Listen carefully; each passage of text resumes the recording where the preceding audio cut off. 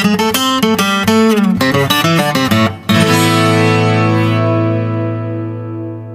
you want to go abroad to study or to do some job and you are having some problem in getting to your IELTS exam, then definitely this video is going to help you a lot.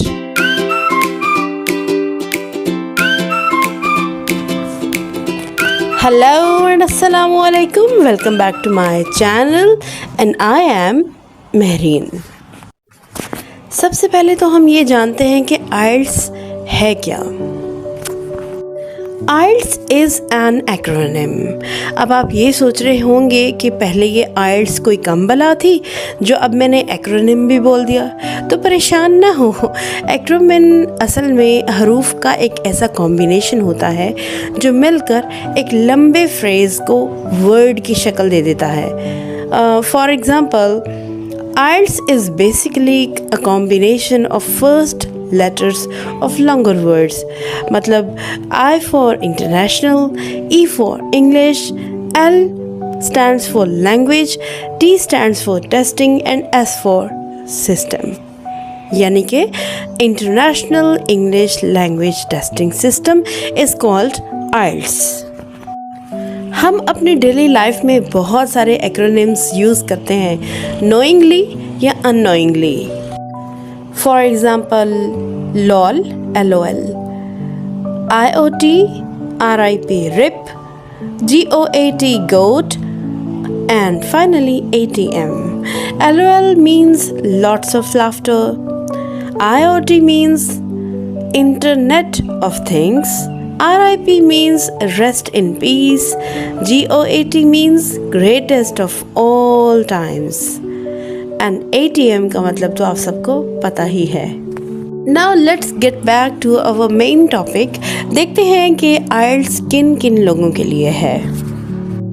IELTS is for everyone who wants to go abroad, whether you are going to study or you are going for some job. If you are going to Australia, Canada or any European country, you have to appear in IELTS.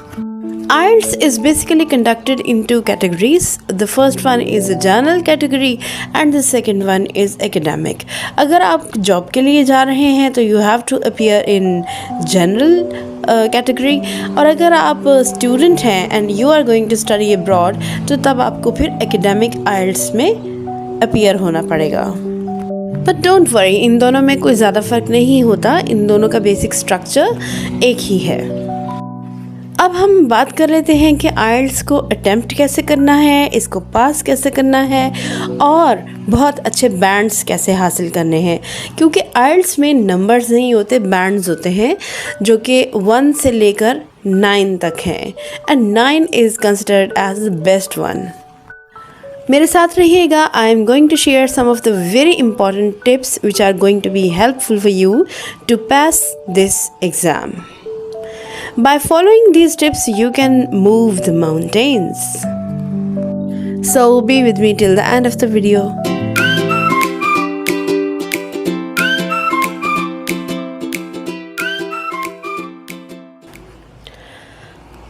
हमारे यहाँ एक बहुत बड़ा misconception ये है कि जो जितना मुंह बिगाड़ कर अंग्रेज़ी बोलेगा वो उतना ही अच्छा लैंग्वेज ग्रिपर होगा। नो, इट्स अ फैक्ट कि 1-2 माह में हम कोई अंग्रेज़ के बच्चे नहीं बन सकते। So be yourself. हमें ये बात भी जहन में रखनी चाहिए कि English is not our native language. तो अगर इसमें कुछ ऊपर नीचे एक्सेंट में हो भी जाता है तो ये कोई बहुत बड़ी बात नहीं है। Whether you are a Pakistani, Indian or a Bengali, don't try to twist and turn your tongue like an American or a britisher. भैया आप अपने नेटिव एक्सेंट में भी इंग्लिश बोलेंगे तो भी चलेगा, बस इंग्लिश ठीक होनी चाहिए।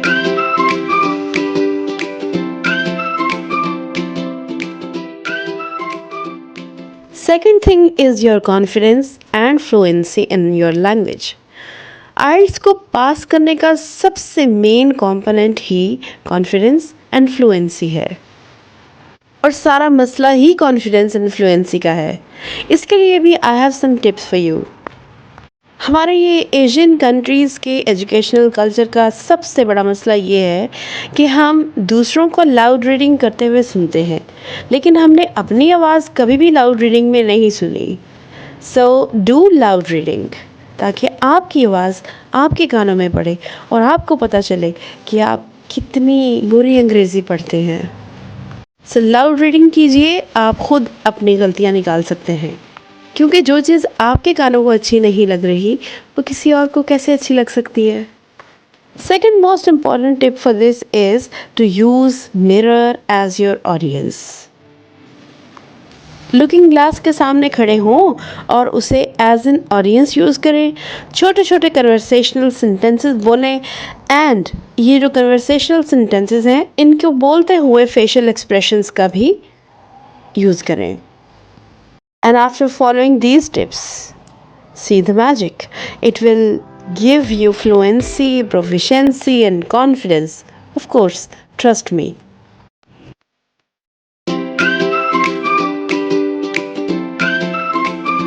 आइल्स के एग्ज़ाम के लिए जब आप घर से निकलें तो प्लीज़ अपने गोना और वाना को घर छोड़ कर जाएं।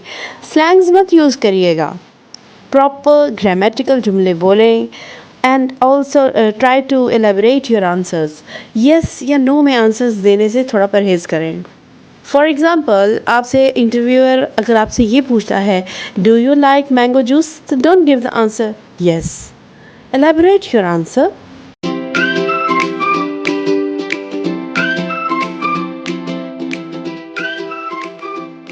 एक और टिप जो आपके लिए बहुत ज़्यादा हेल्पफुल होने वाली है कि एग्ज़ाम से पहले चीज़ों को मग अप नहीं करें। Don't mug up the answers, don't cram your expected answers, वरना आप चंद ही मिनटों में पकड़े जाएंगे और आपका इंटरव्यूअर आपसे ऐसे ट्रिक्स एंड ट्विस्ट्स के साथ क्वेश्चन करेगा कि यू विल फॉरगेट एवरीथिंग, क्योंकि ज़ाहिर आपने रट्टा लगाया होगा, तो इस तरह से आपका एक बैड इंप्रेशन पड़ेगा। So be natural and be confident.